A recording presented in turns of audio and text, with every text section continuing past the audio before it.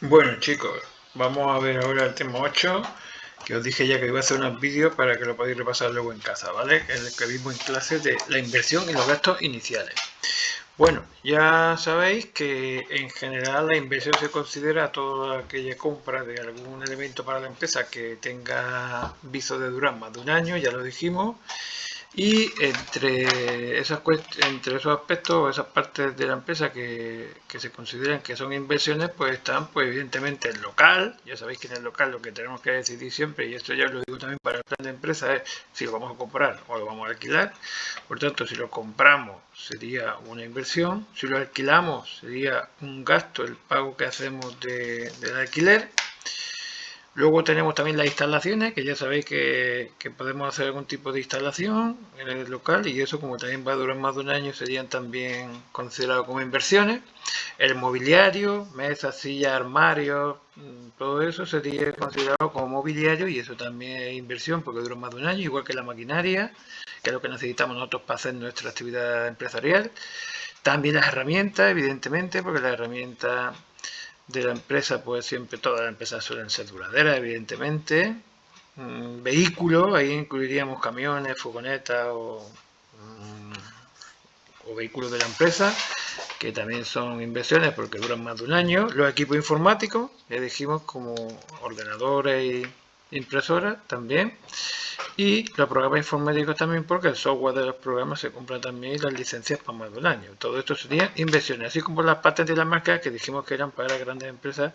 pero que es un bien que tiene la empresa y por tanto tiene un valor, y como dura también más de un año, porque se puede explotar durante 10 años, pues se consideran también inversiones.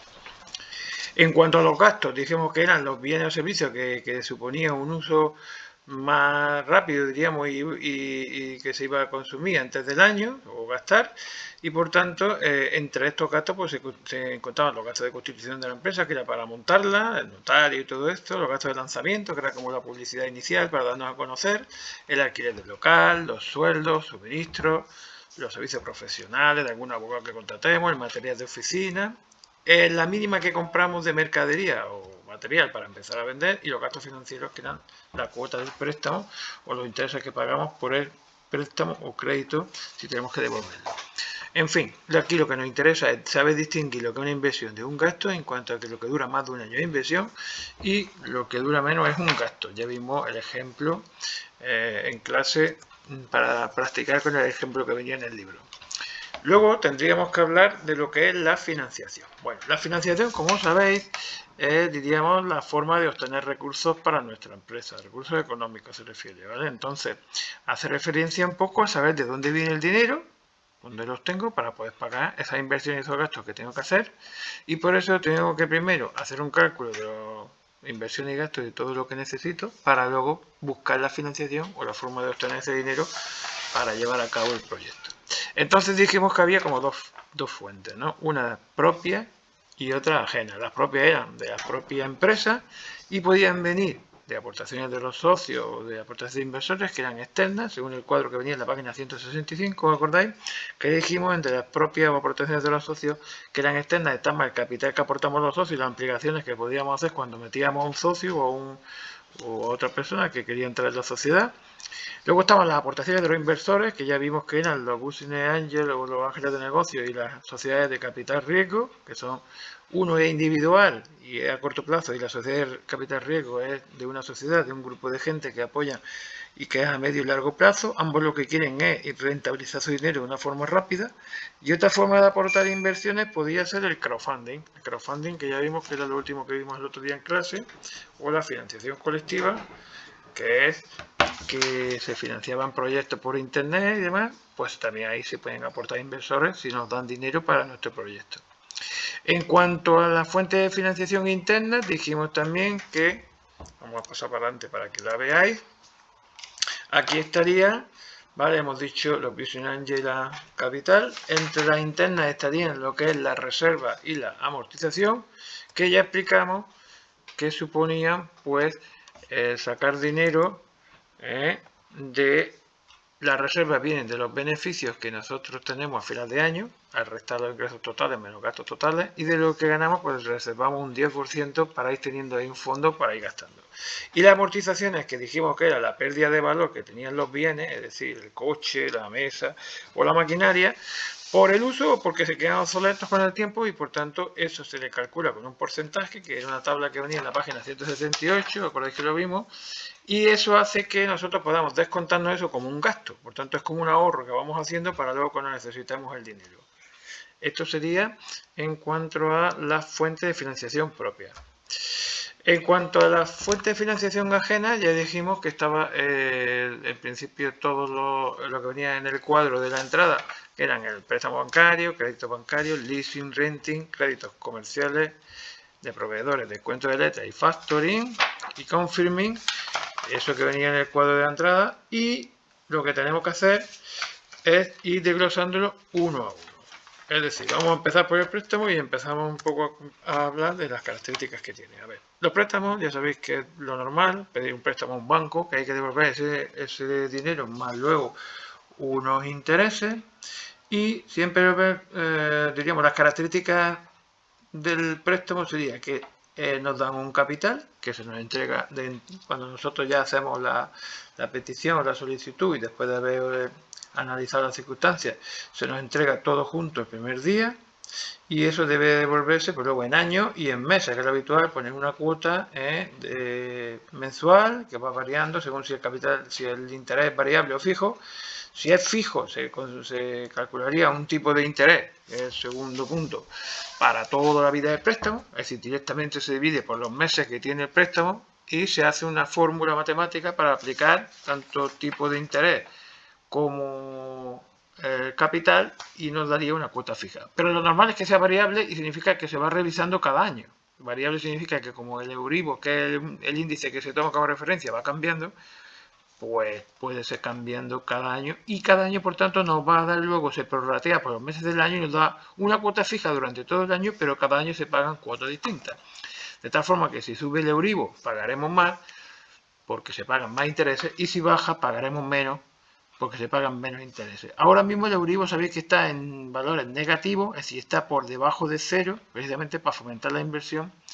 de tal forma que, bueno, como normalmente se firma Euribor más un diferencial, que puede ser de 0,5, 0,75,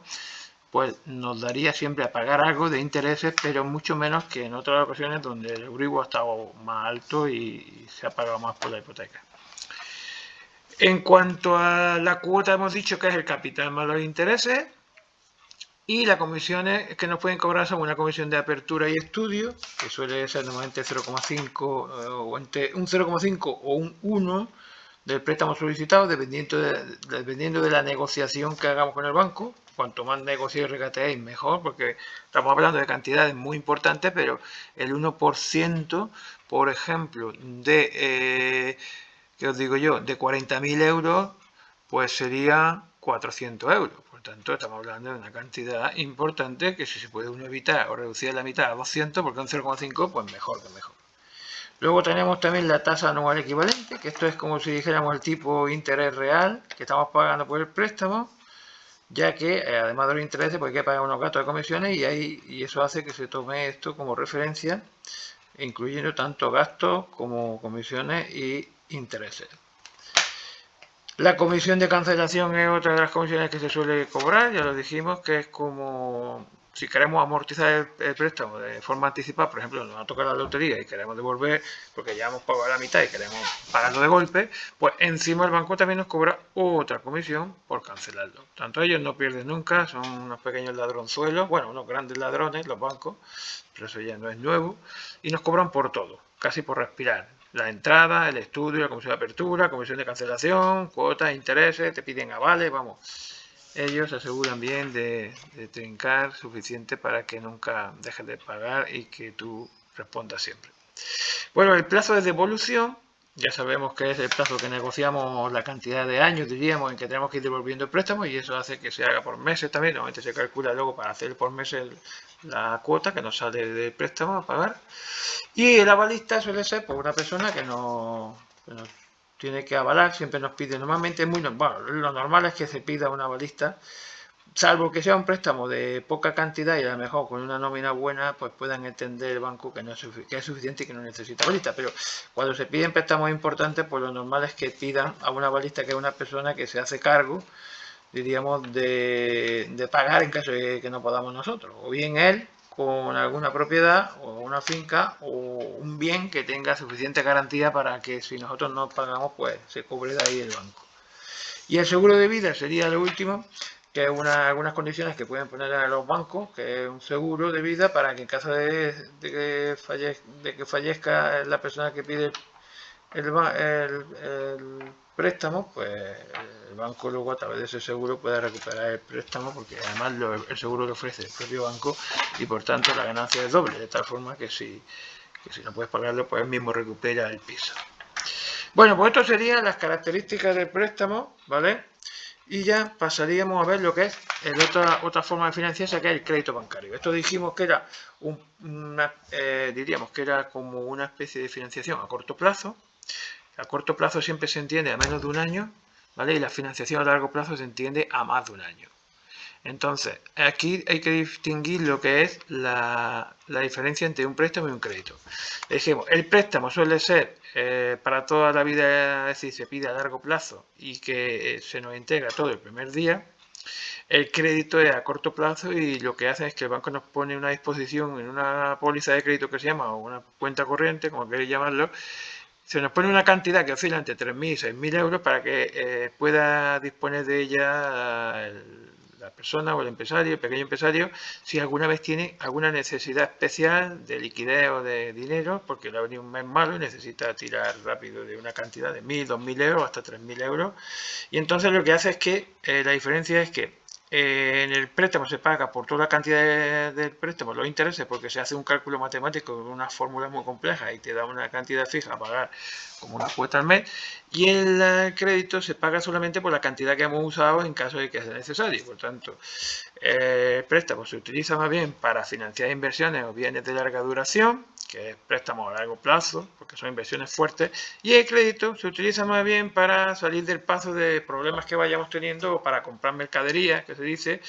y para necesidades temporales de dinero, que podamos vernos algún mes agobiados y no tengamos dinero y entonces tiramos rápidamente de ahí y luego se nos cobrarán intereses por esa parte del dinero que hemos usado. Bueno, eso aparte de que luego tiene otras comisiones y demás para mantener la póliza, porque ellos no pierden, pero básicamente sería esa la finalidad. Es decir, para necesidades temporales de dinero o de liquidez a corto plazo y para salir de una situación, digamos, embarazosa en la que le hemos quedado un mes concreto, un par de meses sin dinero y para no dejar tirado al proveedor y hacerle pago rápido. Bueno, pasamos a ver el leasing y el renting, que ya vimos el otro día. Bueno, esto lo voy a explicar en otro vídeo, ¿vale? Porque creo que se me voy a alargar un poco y no quiero luego, diríamos, hacerme pesado. Lo vemos en varios vídeos y lo vamos explicando tranquilamente, ¿vale? Un saludo, hasta ahora.